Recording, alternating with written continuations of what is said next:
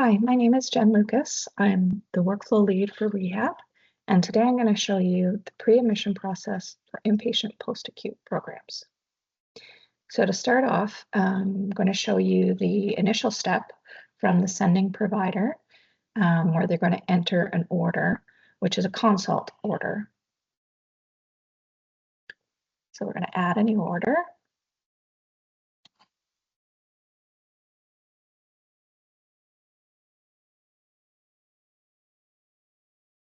So I'm going to show you first the consult to complex continuing care.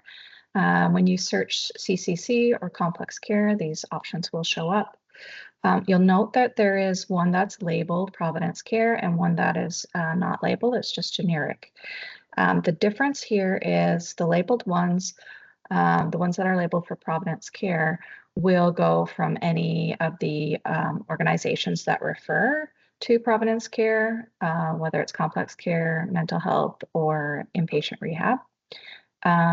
So here, that's why that one's called out as Providence Care, because those will all go to that one facility. Whereas the one that doesn't have a organization name in front of it, those are meant to be internal. So if I was in Brockville or Belleville and I had an acute patient that I wanted to consult to that same organization's complex care program or rehab or mental health, I could use that generic consult. So for today, though, I'm going to show you the other two. So there's an inpatient mental health and an inpatient rehab. And so you'll see they follow the same standard where we've got these generic ones, or then we have the Providence Care.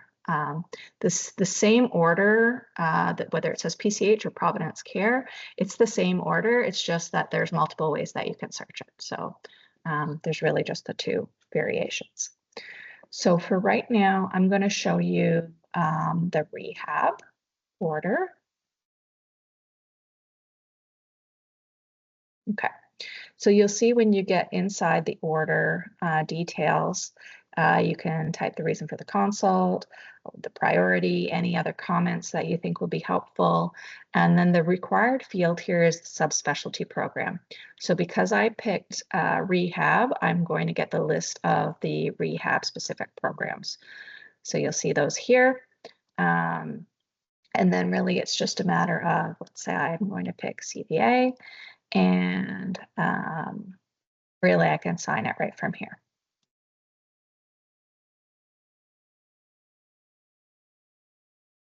Now what that does is it triggers the requisition to print in central intake.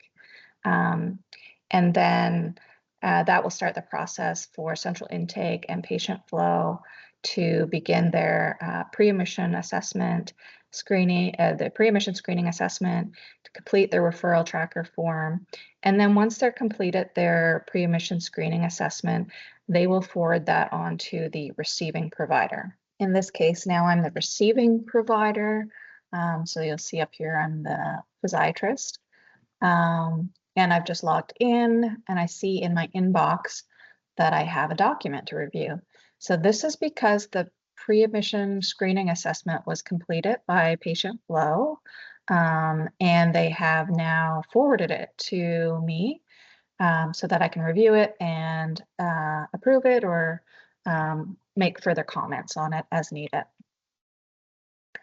So I can see that here, that it is from the intake coordinator, and here is the title of it. It's a pre-admission screening assessment.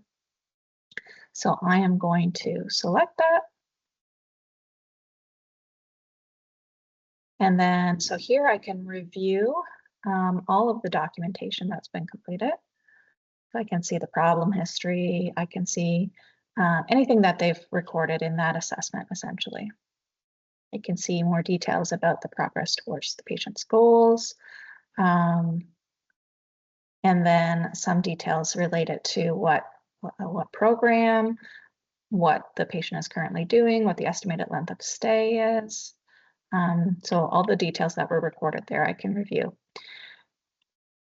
What I want to do next is I want to modify this because there is a section within it that is specifically for the receiving provider. So I'm going to click this little icon. That's the The modification icon looks like a little pencil. And here you'll see this is inside the Power Form. So you'll, again, be able to review, if you want to, all of the details that have been documented within here. Where the receiving provider really needs to go, though, is this pre-admission. It's just taking a second. This pre-admission review.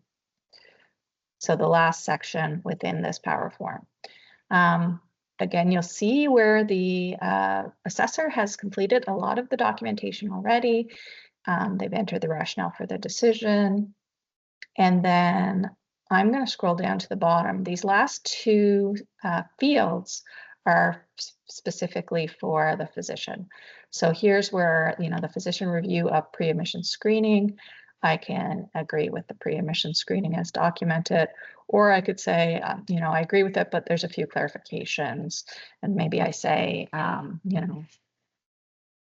low intensity instead of high.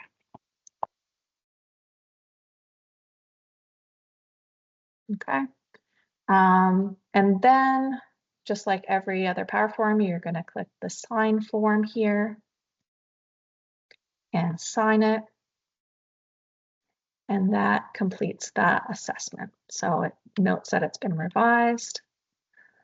And now it disappears off of my inbox. After that, it's really going to be the same process for communicating between patient flow and the sending provider to make sure that they're aware of, this patient's been accepted or not accepted, and to begin the process. If you're admitting the patient, then that standard admission process will begin.